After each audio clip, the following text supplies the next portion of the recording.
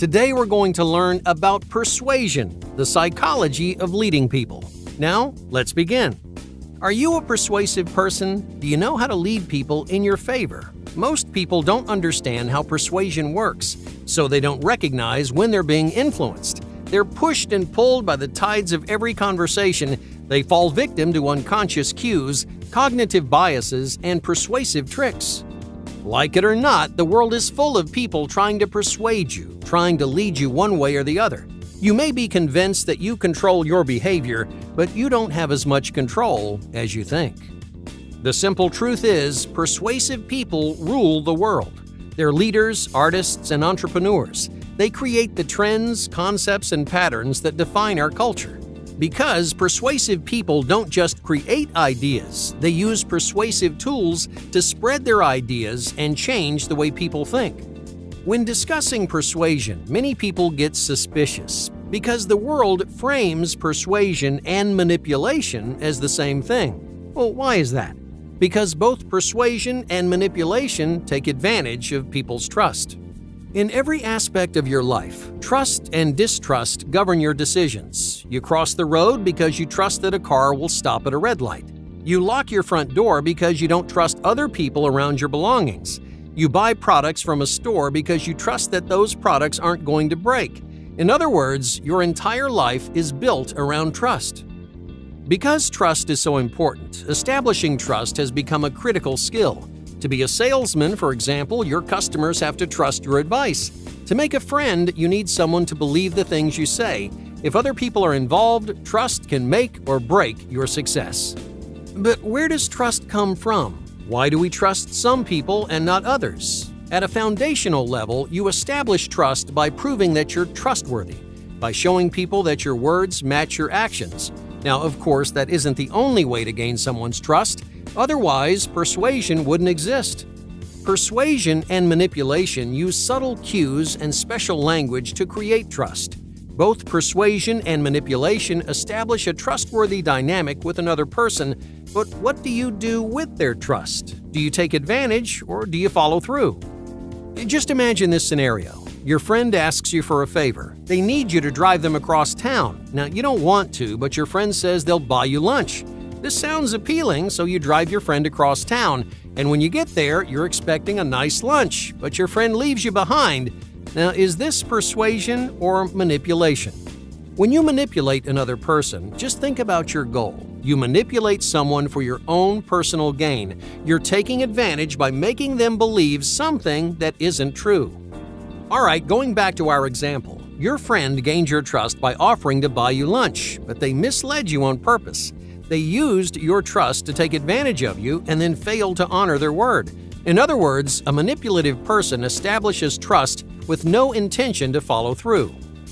Okay, let's try another example. Now imagine your friend invites you to go camping. You're on the fence, but your friend makes a really convincing argument. Over and over, they tell you how fun this trip is going to be.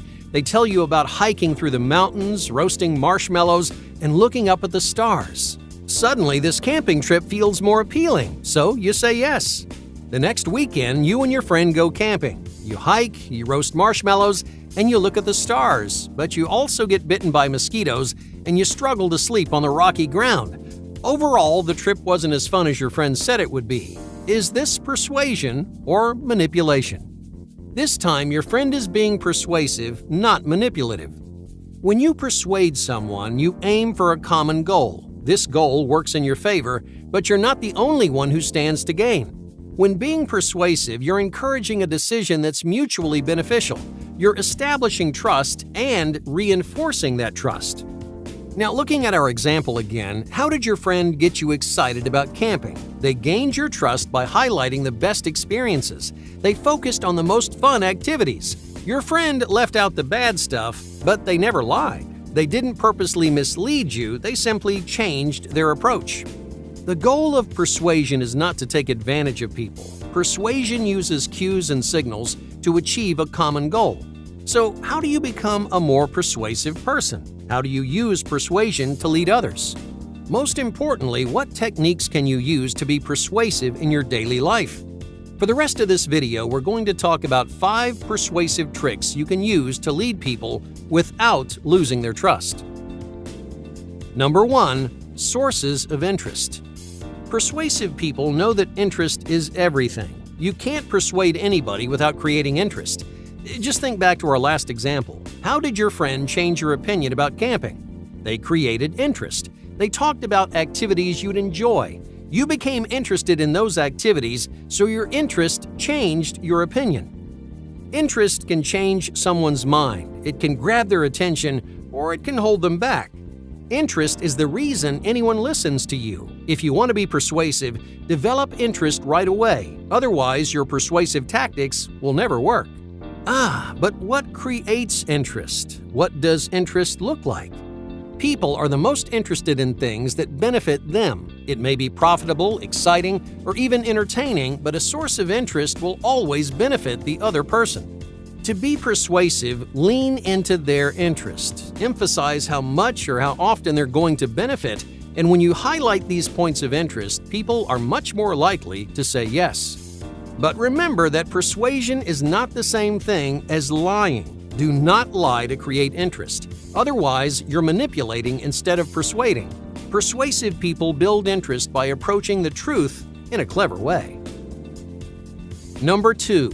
Core communication. Do confusing concepts and language make you more persuasive?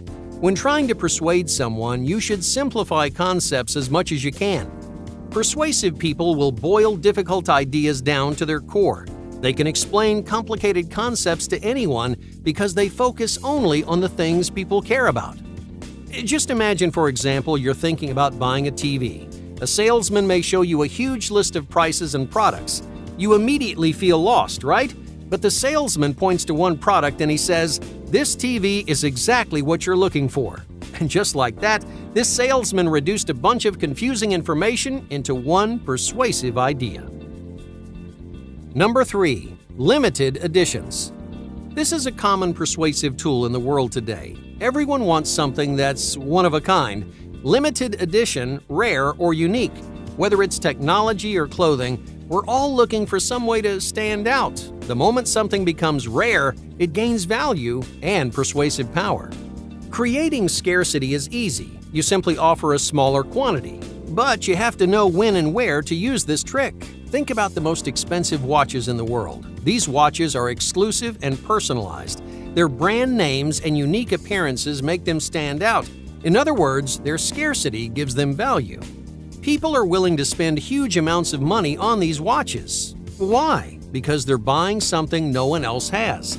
These watches may be worth a lot less than their price tag. You may find an exact replica for half the price, but the original is rare and scarce, so people are more willing to invest. Number 4. Persuasive imagery. Which is more alarming, the word car crash or an image of an actual car crash? Obviously, the image is more powerful.